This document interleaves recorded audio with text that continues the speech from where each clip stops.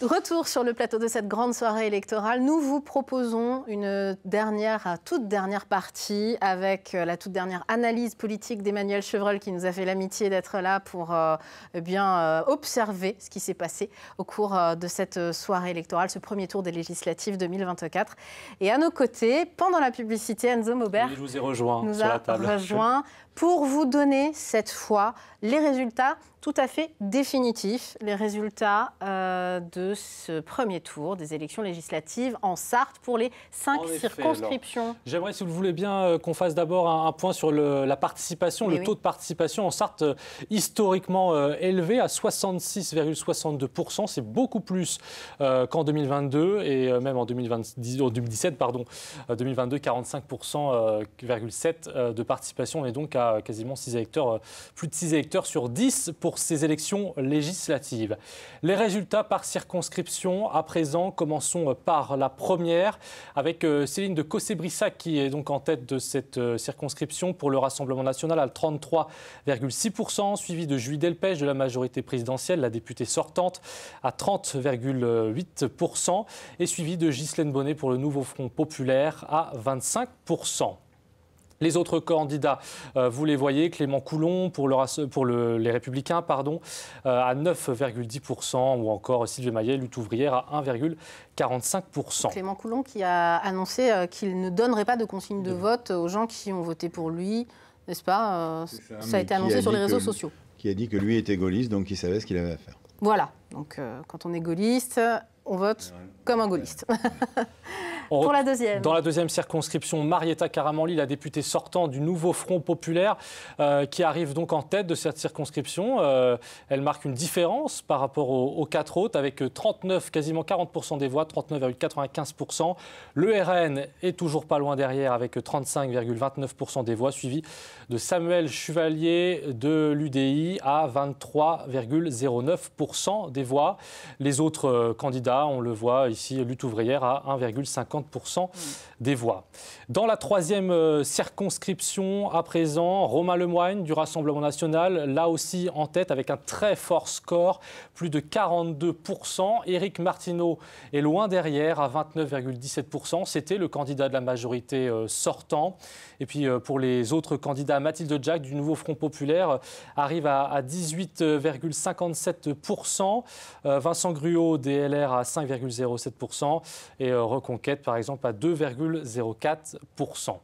Dans la quatrième circonscription, là aussi, c'est le RN qui arrive en tête avec Marie-Caroline Le Pen, avec 39,6% des voix, suivi de la députée sortante Élise Le Boucher, de la France insoumise, sous l'étiquette du Nouveau Front populaire pour cette nouvelle élection législative.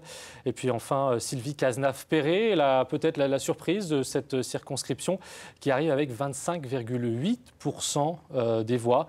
Pour les autres candidats, LR fait à peine 5% des voix, avec son le plus jeune candidat de ces élections, Léo Brizard, à peine 20 ans, et puis des candidats sans étiquette, comme Didier Barbet, approchent tout de même des 3% des votes exprimés. Et puis enfin, la cinquième circonscription, celle de Pierre Vaugarny d'abord, donc qui arrive en tête avec 38% des voix, suivi du député sortant Jean-Carl Grelier, à peu près 7 points de moins, 31,28%, et Christophe Rouillon, 26,67%, qui a annoncé se retirer et a appelé au vote de Jean-Carl Grelier, donc pour la cinquième circonscription. Pour le reste des résultats, on le voit, Karine Fouquet, lutte ouvrière, 1,57%, ou encore Cécile Bail de GC pour Debout la France à 2,25%.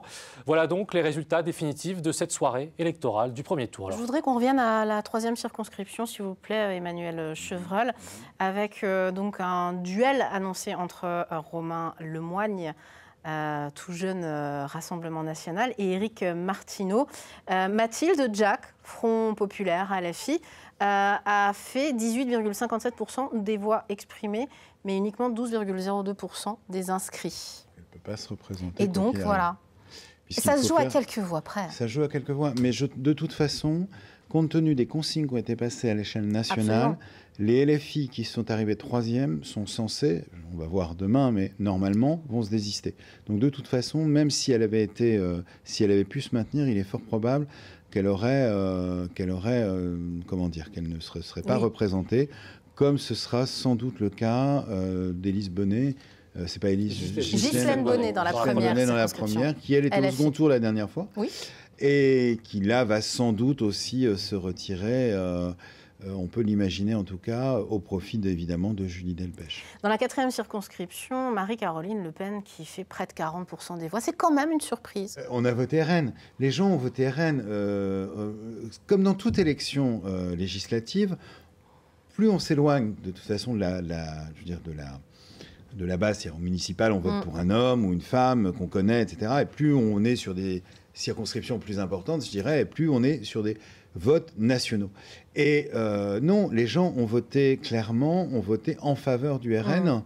Et d'ailleurs, on retrouve peu ou prou les résultats qu'on a connus il y a 3 semaines pour le RN. Ce qui est intéressant, cela dit... Lors des européennes. Lors des européennes, c'est vrai que c'est une projection à peu près similaire. Ce qui est intéressant, c'est que par contre, on retrouve des résultats, mais le RN ne va pas récupérer les voix de reconquête, les voix... Voilà, ils n'ont pas élargi leur électorat. Ça, c'est, je trouve, une donnée qu'il ne faut pas négliger, qui n'est pas inintéressante. Mais effectivement, les gens ont voté pour des candidats. Alors évidemment, Marie-Caroline Le Pen, Madame Le Pen, c'est un nom, et on sait, et ce qu'on disait, je ne sais plus ici, c'est que dans la 4e, en plus, c'est marrant parce que c'est une circonscription où ils sont habitués justement à des candidats d'envergure nationale. Oui. Joël Le Theul a été le premier, François Fillon bien évidemment ensuite, Stéphane Le Foll. Donc effectivement... Et de toute façon, je pense qu'effectivement, le nom de Le Pen, là-dessus, c'est assez bien joué. Mais cela dit, c'est quand même pas elle qui fait le meilleur score. C'est pour ça que je reviens sur l'histoire. C'est que c'est pas elle qui fait le meilleur score des RN sur le département.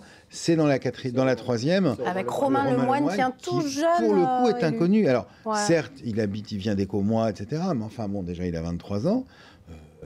Donc il est tout jeune et il n'a pas eu d'engagement locaux, à la différence d'un Éric Martineau qui est maire de sa commune, qui est engagé, etc. Et là, il fait 42,5% au premier tour. Donc ça veut bien dire que les gens ont voté d'abord une étiquette. D'ailleurs, de toute façon, il suffisait de voir les bulletins de vote. Il n'y avait même pas toujours la photo. Alors en Sarthe, c'était pas le cas, mais souvent il n'y avait pas la photo du candidat. Donc, un dernier mot rapide sur, on l'a dit un petit peu lors de cette soirée, sur le fait qu'en ville et dans les métropoles, j'allais dire, puisqu'aujourd'hui on est sur des systèmes de métropoles, on a voté quand même plus, par exemple, dans la 2e circonscription pour Marietta Karamanli, et que dès qu'on s'éloigne de la métropole du Mans, très clairement, le vote va plus simplement vers le RN. Et on le constate, ça, dans toute la France aujourd'hui. Et c'est une sociologie, ça fait 20 ans qu'on le dit, la désertification médicale, le fait de se sentir tout à fait paumé, éloigné des services publics, etc., les gens qu'on a aussi un mouvement... Les territoires abandonnés, quoi. Oui, et en plus, aussi, moi, j'insiste là-dessus, mais dans les années 2000, donc il y a 20 ans, et ça correspond pile poil à ça, et on avait commencé un petit peu plus tôt, justement, en Picardie, et c'est pas le hasard, on a déplacé, entre guillemets, des gens qui étaient déjà en difficulté, et on les a déplacés des banlieues pour aller les mettre à la campagne, en leur disant vous allez être beaucoup mieux, ce qu'on disait avec nos invités ce soir. Ces gens-là, ce sont eux aujourd'hui. C'est pas les gens des banlieues à Coulennes, vous voyez bien que ça vote PS à 50%. C'est pas les banlieues, c'est vraiment la campagne, parce qu'on a mis des gens là, au milieu de la campagne, sans leur donner les moyens d'avoir de boulot, qui étaient déjà des gens en difficulté. Moi, je le connais, j'ai vécu et je vis encore à ma mère, je connais bien ce phénomène, je l'ai vu.